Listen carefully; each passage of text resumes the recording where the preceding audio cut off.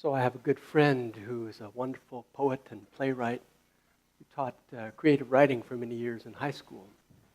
And every year in January when her students came back from the winter break, she would ask them to write a list of 3 things. A list of things that they're ready to let go of, things that they wanted to have come into their lives, goals, and things that were currently working in their lives. And she found year after year, the vast number of her students had no problem at all coming up with a long list of things they wanted to let go of. Had a little more trouble, a little shorter list of things that they were going for, and had almost no idea what was working well in their lives at the moment. Now, you might say, well, that's a natural state of teenagers. But be honest with yourself. How well does that reflect most of us? We're eager to let go of that, get past that, eager to go for that, and no idea what this is, much less be willing to dwell in it and build on it. So in a little while, we're going to do the letter writing exercise. This will be the 24th January in a row that we've done this, write letters to ourselves, letters of affirmation.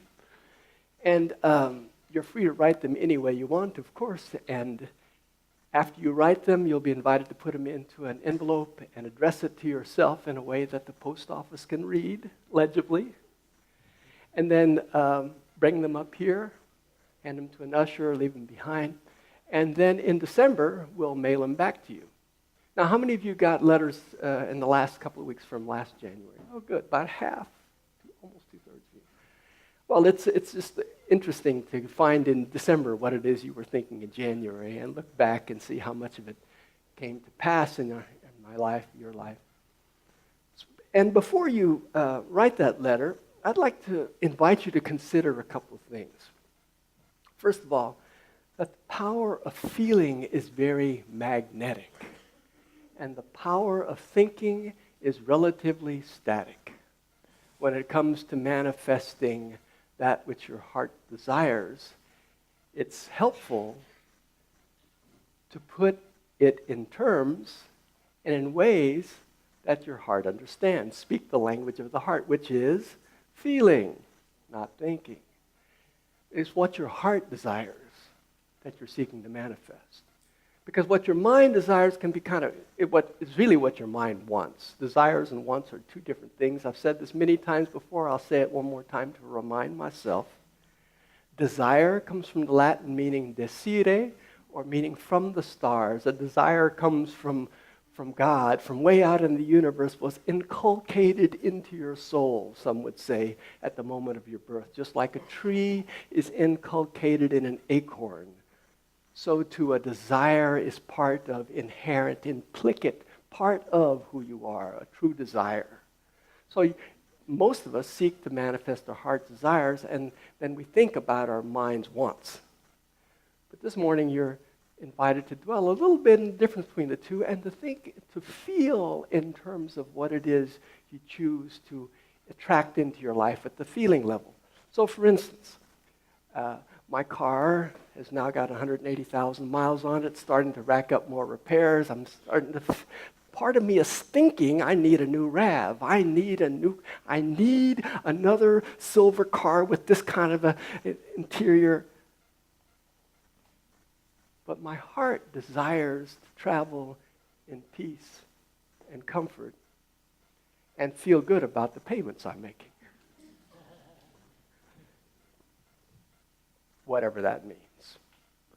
It means something to me. It might mean something totally different to you. If you're looking to manifest a new job, some would say, okay, you need to focus on being the regional manager and the salary you want and the office you want, and that's one way of going about it. I would say, what about feeling an abundance of financial energy coming at an ever greater level, and a job which supports you in feeling, or work that supports you in feeling like you're expressing your full self. And then the job that will be the job that comes out of the feeling of staying focused on abundance and ease, power, expression. Those are 2 examples. You might have your own example in your life. I'd also like to invite you to think about the power of the positive being much greater than the power of the negative. For instance, you might have also gained a few extra pounds over the holidays, like I did. And there's part that thinks, well, I want to lose 5 pounds. But instead of trying to lose and get rid of and think that what I am is less than perfect now and try to push it away, how about feeling in terms of flexible? And I feel myself in my favorite pants, feeling totally at ease.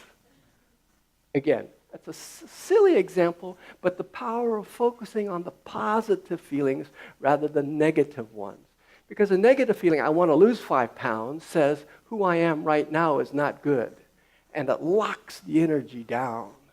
Whereas the energy of saying, and I choose to feel wonderful in my favorite pair of pants, is a totally different feeling. So, the power of the positive, going toward rather than away from, or as the Reverend Michael Beckwith likes to say, being pulled by the vision, not pushed by your past.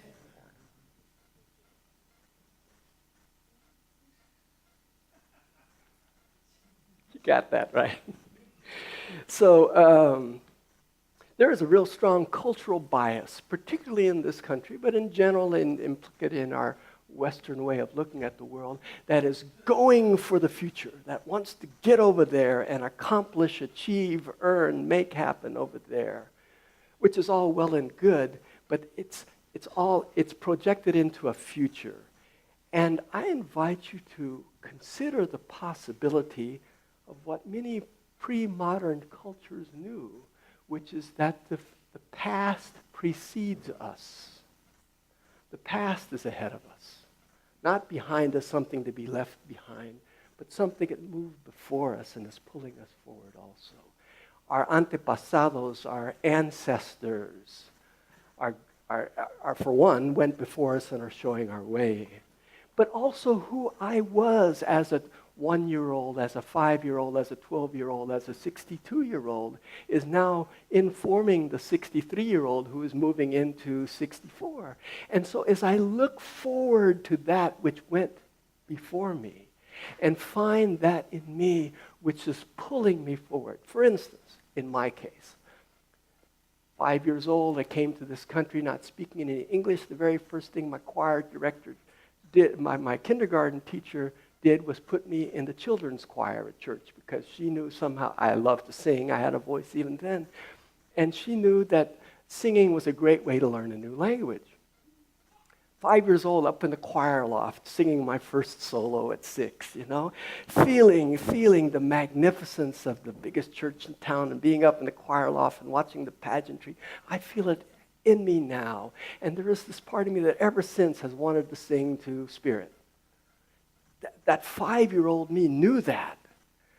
That 18-year-old and that 25-year-old tried to mix that up with getting famous and getting a second recording contract after my first one fell through and doing whatever it took to get. It took me a while longer to get back to that 5-year-old who's pulling me forward with the sheer love of singing out of service to Spirit. That's what that pulls me. So what in your childhood, maybe what in your young adulthood has been sort of buried away and is waiting to come out in the form of the paintbrush or the yoga class or I don't know, whatever it is that is pulling you forward. Consider that what is past in your life is pulling you forward and wants to be honored.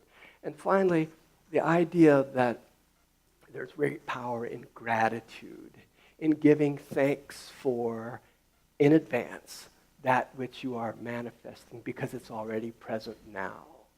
So I feel currently in my body the power of driving around in a car that's easy to drive, gets low mileage, has low car payments, and just manifested readily. And I'm grateful for that feeling. I can feel that now. Planting gratitude in that which I'm choosing to manifest in my life. as an attractive force. Again, it gets back to the power of feelings. And then knowing that you're not in this alone, being willing to write, to invoke, to speak, to sing to the higher power of your understanding, to be part of this co-creation process. Alan Cohen, a wonderful spiritual teacher, says, forget about your New Year resolutions. Forget about your New Year's resolutions and focus on your New Year's evolutions. What in you is evolving along a trajectory that has been implanted at some time in the past, which you're actually living now, and is moving forward and upward? At least, that's my invitation, and I'm sticking to it.